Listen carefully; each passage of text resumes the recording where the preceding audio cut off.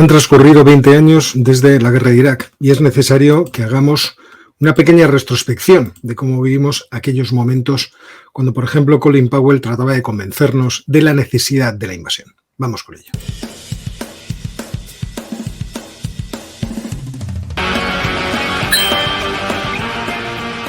Después de 20 años del inicio de la guerra de Irak, los desastres que produjo la intervención de los Estados Unidos hacen muy evidentes los errores de la estrategia de este país para gobernar el mundo de la posguerra fría, pero sobre todo los desastres que cayeron sobre Irak y sobre su población civil.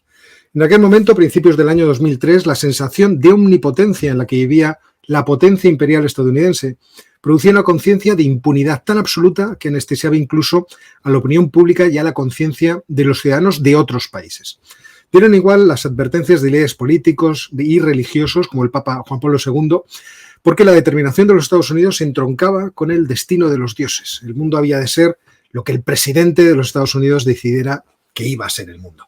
En Europa hubo un gran movimiento de contestación de la idea misma de la guerra, que se vio enormemente amplificada cuando el 5 de febrero del año 2003 los Estados Unidos presentaron ante las Naciones Unidas las presuntas pruebas que los estadounidenses pretendían como irrefutables de las repetidas violaciones de las resoluciones de las Naciones Unidas por parte de Irak, por parte de Saddam Hussein, y en especial de la resolución 1441, que fue aprobada por unanimidad y que regulaba las visitas de inspectores para asegurar que Irak se desharía de las armas de destrucción masiva después de la invasión de Kuwait y de la guerra del Golfo, que protagonizó George Bush padre.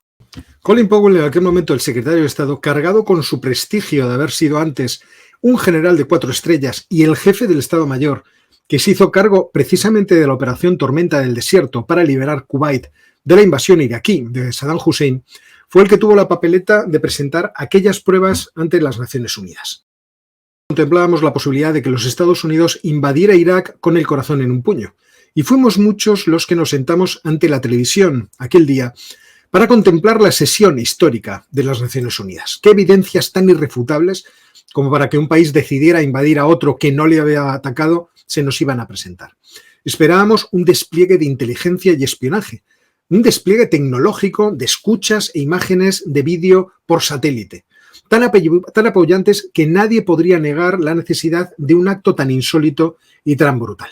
Los rusos habían negado a realizar una nueva resolución que superara la 1441 y afirmaban que lo único que hacía falta era incrementar la presión sobre Saddam para que los inspectores tuvieran un acceso más libre a las instalaciones militares iraquíes.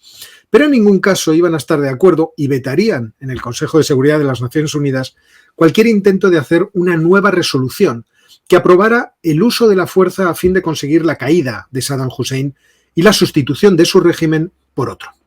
Powell empezó con las escuchas. Two officers talking to each other on the radio. I want to make sure that nothing is misunderstood. Remove the expression. I got it. Nerve agents. Wherever it comes up. Got it. Wherever it comes up. Una sensación de vergüenza ajena y de preocupación empezaba a apoderarse de todos nosotros. Luego vinieron las imágenes de satélite con la resolución propia de aquellos días, pero las explicaciones, que hubieran sido las mismas en el presente con fotografías de más resolución, tampoco explicaban lo que el secretario de Estado decía que se veían en aquellas imágenes. Una instalación claramente destinada a la producción de armas químicas o biológicas y un camión aparcado al lado que evidentemente estaba equipado con lo necesario para hacer limpieza de esos productos tan peligrosos. Y que cuando llegaban los inspectores se habían marchado y ya no quedaba ningún rastro de aquellos productos. Les enseñaré otras fotografías, añadía, pero también tenemos fuentes humanas que corroboran lo que pasaba dentro de esas instalaciones. He de reconocer que en aquel momento ya me empecé a remover en el sofá pensando que lo que estaba viendo debía ser una alucinación. No podía ser que esas fueran todas las pruebas que se nos iban a presentar. Estábamos en la antesala de una de las mayores catástrofes para la política internacional y para el llamado orden establecido con reglas de los últimos decenios. Y yo no dejaba de pensar en la población civil iraquí, sobre la que se cernía la amenaza de una guerra absolutamente desproporcionada. Desproporcionada en cuanto a las capacidades de destrucción, se entiende, y que parecía solo sostenida, por lo que nos iba contando Colin Powell, por el capricho de los gobernantes estadounidenses. Y la cosa no mejoró, sino que empeoró cuando empezaron a aparecer en la pantalla de la proyección instalada en las Naciones Unidas conversaciones que, según el secretario de Estado, nadie podía malinterpretar y que demostraban a las claras y con total evidencia el porqué de la necesidad de la invasión. O cuando aparecieron los tubos interceptados que podían servir para enriquecer uranio o podían servir para la construcción de misiles balísticos. De hecho, el secretario de Estado insistía en que los iraquíes tenían un proyecto para poder realizar estos misiles balísticos que podían llegar a tener alcances incluso de 1000 kilómetros. Me acuerdo de haber estado comentando con compañeros de la facultad la sensación de desolación absoluta que causó esta comparecencia. Una comparecencia frente a una audiencia mundial, que además fue récord. Recuerdo que un colega dijo más o menos literalmente: estos se van a la guerra en bragas. La soberbia de los Estados Unidos. ¿Era porque había advertido el propio Colin Powell en 1992, siendo el jefe del Estado Mayor Conjunto, que los Estados Unidos necesitaban tener poder suficiente como para disuadir a cualquier país que los quisiera retar o incluso soñar con hacerlo? ¿Era porque Estados Unidos debían definirse como el matón del edificio, cosa que también dijo Powell por aquellos años? ¿O fueron los atentados del 11 de septiembre de 2001 el elemento que desencadenó de forma inevitable el que los Estados Unidos llegaran a la conclusión de que necesitaban dar un golpe en la mesa en Oriente Medio y tener una presencia militar allí? En realidad, los problemas con Saddam venían de antes, desde mediados de los años 90, y en los Estados Unidos había un rumor que advertía contra el crecimiento de las ambiciones de Saddam Hussein. ¿Se podía considerar con seriedad que Saddam era el gran retador de la política de Estados Unidos en esa zona del mundo, en Oriente Medio? ¿O fueron los atentados del 11 de septiembre un catalizador que permitió justificar a los Estados Unidos que debían meterse en ese avispero frente a su opinión pública? A mí me parece un análisis este último bastante plausible, pero también el anterior. Saddam molestaba. Lo que resulta sorprendente es que en abril de ese año 2001, meses antes de que los aviones impactaran contra las Torres Gemelas, los Estados Unidos tuvieron una imagen bastante certera de cuál era el verdadero retador de su política internacional cuando se produjo el famoso incidente de Hainan. Hagamos un poco de memoria. El 1 de abril, un avión de inteligencia EP-3 Aries II de la Armada de los Estados Unidos era arrollado por un avión chino de combate J-8-2 cuando conjuntamente con otros salió a interceptar el avión de los Estados Unidos que sobrevolaba aguas internacionales a unos 110 kilómetros al sur de la isla de Hainan y unos 160 kilómetros al norte de las instalaciones militares que tenían los chinos en las islas Paracelso, frente a las costas de Vietnam. Pues bien, China tardó 10 días en liberar a la tripulación, que tuvo que hacer un aterrizaje no autorizado de emergencia en la base militar de Lingshui. Luego vino la demora en devolver el aparato y la sospecha de que los chinos habían estado estudiando bien a fondo lo que había dentro para hacer ingeniería inversa. Aquel reto de China demostraba que el peligro para los Estados Unidos no estaba desde ningún punto de vista en Oriente Medio, sino en el Pacífico. Sin embargo, los Estados Unidos decidieron obviar la creciente confianza china y tardarían 15 años en empezar su enfrentamiento al crecimiento económico de China con la guerra comercial de Donald Trump. Y solo muy recientemente los Estados Unidos han empezado a forjar esas alianzas militares y económicas claramente destinadas a hacer frente a la pujanza bélica de la potencia asiática y, sobre todo, a no quedarse descolgados de lo que va a ser el polo más importante de crecimiento del mundo, que es el Indo-Pacífico. Y ciertamente eligieron el peor camino en 2003. Los Estados Unidos se enrocaron en la excusa de que Saddam Hussein almacenaba grandes cantidades de armas químicas y biológicas que nunca nadie vio, y la administración de George Bush hijo lo usó para atacar un país que no había atacado a los Estados Unidos y que de forma muy tangencial podía relacionarse con los atentados de las Torres Gemelas. De hecho, Colin Powell también sacó a pasear en aquella ocasión, por supuesto, a al-Zarqawi. Zarqawi and his network have plotted terrorist actions against countries including France, Britain, Spain, Italy, Germany and Russia. La invasión, como era de esperar, fue absolutamente arrolladora, gracias en parte a la desaparición sorprendente del ejército iraquí.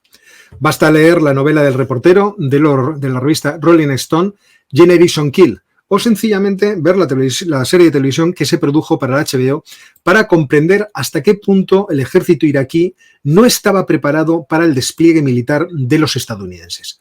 Del mismo modo, se puede afirmar que en los Estados Unidos no estaban de ningún punto de vista preparados para gestionar el desastre social, económico y político que iban a infligir sobre Irak. No solo no había un plan inteligente acerca de cómo controlar el país, cosa que vimos cuando se tomó la decisión de disolver el partido Ba'ath y al ejército, desintegrando la columna vertebral del dominio institucional del país, un país rico en etnias, clanes y grupos religiosos. Por ejemplo, Estados Unidos despidió a 40.000 funcionarios de alto rango que sin ninguna duda eran los que sabían gestionar Irak. No eran los Estados Unidos quienes sabían cómo hacerlo. Y en ese desastre también vimos cómo la administración Bush no tenía desde ningún punto de vista un plan diseñado para la reconstrucción posterior del país. Incluso diría que tampoco tenían ganas de ponerlo en práctica. Muchas voces se alzaron en aquel momento para protestar por lo que denominaron una negligencia criminal de la administración Bush. Por ejemplo, os puede resultar interesante el libro La puerta de los asesinos, la guerra de Irak, del periodista del New Yorker George Packer, que escribió en el año 2005. La adhesión de otros países occidentales a la aventura se encontró con una gran contestación en las calles, pero también una gran contestación de los partidos de la oposición que convocaban esas manifestaciones, a la que fueron muchos votantes también de los partidos que ostentaban el poder. En el caso de España fue el presidente Aznar del Partido Conservador el que se mantuvo firme en su intención de mandar a 1.300 tropas de pacificación, así se llamaron, a Irak.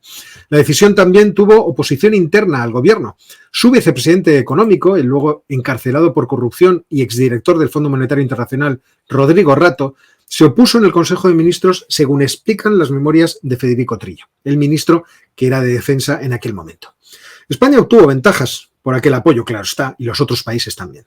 A cambio, Washington incluyó el partido Herri Batasuna, el brazo político del grupo terrorista ETA, en la lista de grupos terroristas, lo que ayudó además a contar con valiosa información de inteligencia de la CIA en la lucha antiterrorista. Una relación que se rompió por los atentados del 11 de marzo de 2004 y la llegada al poder de Zapatero, el representante del Partido Socialista, que inmediatamente que tomó posesión del cargo retiró a las tropas españolas de Irak.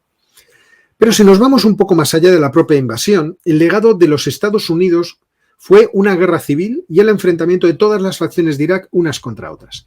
Por ejemplo, el enfrentamiento de las facciones chiitas, que ha llevado a una paralización política del país durante mucho tiempo, por el enfrentamiento del grupo de Moqtada al-Sadr con los grupos chiitas apoyados por el gobierno de Irán, y que llevó a pensar incluso que el país se acercaba a otro escenario fatal de guerra civil a mediados del año pasado. Porque esta ha sido una de las herencias de aquel conflicto. 20 años de violencia y guerra civil en el país. En algunos casos devastadoramente cruel y que han sido especialmente aprovechadas por algunos de los principales enemigos de los Estados Unidos en la región. Quizá esta es otra demostración más de la presciencia de los políticos de Estados Unidos en muchas ocasiones. Al fin y al cabo, al mismo tiempo que esto estaba pasando, se estaba produciendo el proceso de globalización, también impulsado por los Estados Unidos, que ha sido condición necesaria y yo diría que incluso suficiente para que se haya producido el auge no solo de China, sino de otros países que están tejiendo ese orden multipolar, multilateral, que va a marcar las relaciones internacionales hacia el futuro. También es cierto que ocurrieron otras cosas de por medio. Por ejemplo, el desarrollo de la industria del fracking en Estados Unidos, que ha impulsado también su desinterés por esta región del mundo al poderse abastecer completamente de petróleo. Esto también ha ayudado a desestabilizar mucho Oriente Medio. Del mismo modo, las dos grandes potencias que se opusieron a la guerra, es cierto que se pusieron suavemente, hablo de Rusia y de China, también sacaron ventaja. Primero porque se mantuvieron en el lado correcto durante la guerra para muchos países de la región y en general para todo el mundo musulmán, que era capaz de apreciar el enorme desequilibrio entre las intenciones de los Estados Unidos y los medios que estaban utilizando para conseguirlos. Y segundo, porque abrieron oportunidades de diálogo con los países de Oriente Medio y del norte de África, que seguramente hubieran sido mucho más difíciles si los Estados Unidos no hubieran optado por tomar el camino de la fuerza bruta a la hora de tratar de tener una posición de influencia en la región. Bueno, en realidad una posición de dominio, que es lo que intentaron sobre Oriente Medio. Por ejemplo, la iniciativa de la Ruta de la Seda China se ha beneficiado mucho del malestar producido por la invasión de Irak y seguramente también favoreció la intervención rusa en la guerra civil de Siria, cuando los Estados Unidos incluso dudaron de si bombardear Damasco, aunque se decidieron luego por el apoyo contra los enemigos de Bashar al-Assad. Es cierto que Irak ha contado con la ventaja durante estos 20 años de su enorme riqueza petrolífera, porque de otra forma difícilmente sería imaginable que Irak hubiera sobrevivido. Seguro que Irak hubiera sucumbido todavía más al fraccionamiento territorial y al enquistamiento de las rencillas y pugnas de las diversas facciones, que ya ha sido tela. Pero es que otro enorme problema del país que venía de antes y que lógicamente ha profundizado la invasión es la corrupción. Irak, os pongo un dato sobre la mesa, tiene un presupuesto público de 100.000 millones de dólares que no le da para poder facilitar ni el mínimo de los mínimos de un estado de bienestar a sus ciudadanos.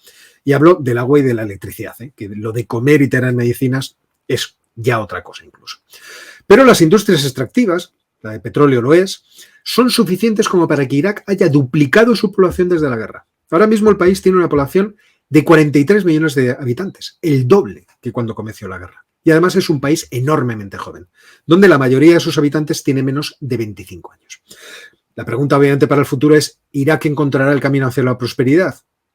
Casi nadie es optimista, pero no por el propio país, sino por esas dinámicas que se abrieron por la absurda guerra de 2003 y que todavía parece que están lejos de haberse disipado. Y hasta aquí el vídeo de hoy, que espero que os haya parecido interesante. Vídeo de recuerdos, en realidad, del recuerdo de una tarde fatídica que ocurrió ya hace muchísimo tiempo, 20 años. Si os ha gustado el vídeo, os recomiendo lo de siempre, que os suscribáis, activéis las notificaciones, le deis al botón de like y, por supuesto, que nos vemos muy pronto.